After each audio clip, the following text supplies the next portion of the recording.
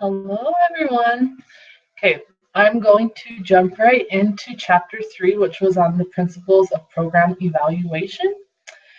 And the first section I want to talk about was called Evaluation as Friend and Foe Stereotypes and Opportunities. And in that section, it talked about how evaluation is often, and people don't like to be evaluated. And as I read that chapter, I couldn't help but think as I read, as they talked about the positive aspect of evaluation, how I need to have that look on it as well. And so my share with you today that I gained from that is that we need to think of evaluation as an opportunity that we're able to gather information on how to make our programs better and how to better help the people that we are teaching and serving. We need to remember that that's the purpose as well. It's not to make us feel bad about how poor our program might be, because it should be great. The next section I want to talk about is getting specific program goals and objectives. As I thought about this, I thought about all the goals I've set in my life, and then for my workshop this semester, and how specific goals and objectives, we're able to have something that we can measure. We can see how close we get to reaching that goal, and it will also help us purpose for the workshop. It is what a goal is for, is to help us fulfill our purpose. Goals help us aid in measuring and evaluating our program, and they also help us create our evaluation. So the next thing I want to share with you, under the section, an example of evaluation framework in parenting education, and there was a heading under there that said matching the parts. On page 59, it says objectives must match the program mission. And I thought this was really smart because if our objectives don't match what we're teaching, then it is useless. We need to have it all work together, and in doing so, our program will hopefully be successful. In conclusion for that chapter, we need to make sure that our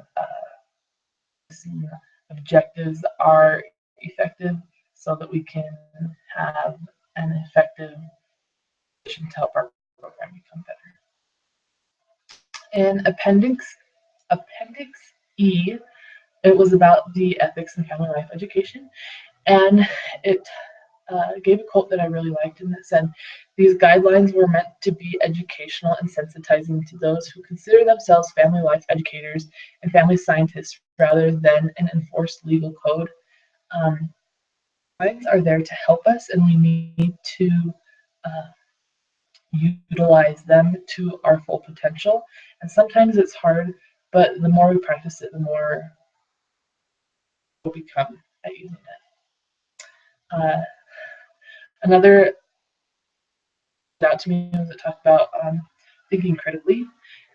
When we think of ethics, there's a lot of things that go into that, and we need to take into account all of our participants and the audiences that we are working with. We need to take in all the diversity and cultures and different aspects that come along with being a family life educator. And the ethics that were listed help a lot. There was a question and that we were asked to think about, and this one wasn't really a question, but it was what specific principles captured my attention, and I really liked number 4 because to me it really points out family life education to me, and it is number 4, and it said, "I will advocate for children." Oh, I spelled it wrong there. It says, sorry. I will advocate for children and Okay, I am so sorry.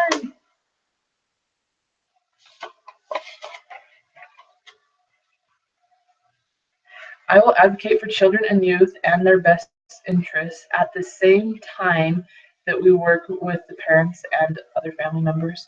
And to me, that's family life education because you're taking into account the children and the parents, you're taking into account the family, and you're doing what you can to really help the entire family unit. Okay, and I have a question because I don't necessarily understand this. It's number 17 under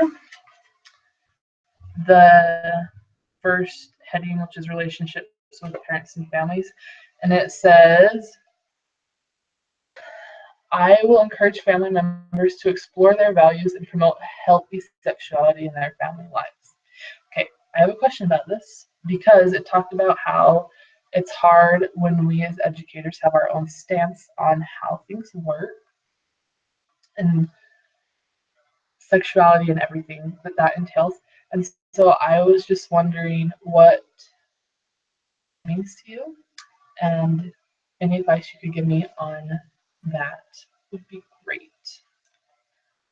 Okay, the article that was about professional ethics and practice, it talked the importance of ethical thinking and practice in family life education. I really liked that it said the more diverse families are getting more diverse. We have more accountability as professionals, and there's an increase in the number of programs that are available. And so it's really important that we understand ethics and learn them and apply them and use them in our programs. Next is ethical theories in family life education. I really like this quote. It said, the strength of a code of ethics that it carefully describes expectations for professional behavior and reflects important professional values. We are professionals and we need to use ethics. I'm not trying to beat a dead horse, but there you go. So the article that was about boundaries between parent and family education and family therapy, the levels of family involvement model, it asked for what the purpose of the article was. And to me, the purpose of that article was to distinguish the difference between family life education and family therapy, which does exist. Uh, the author, Meyer Walls, just they claim that I can't say his name, Doherty, sorry if that was wrong, does not provide an accurate description of family life education, nor does it identify the boundaries and differentiation that we seek, because it addresses only the domains of FLE and it is also incomplete. And I would have to say that I agree with this. I would like more of a distinction between family life education and family therapy.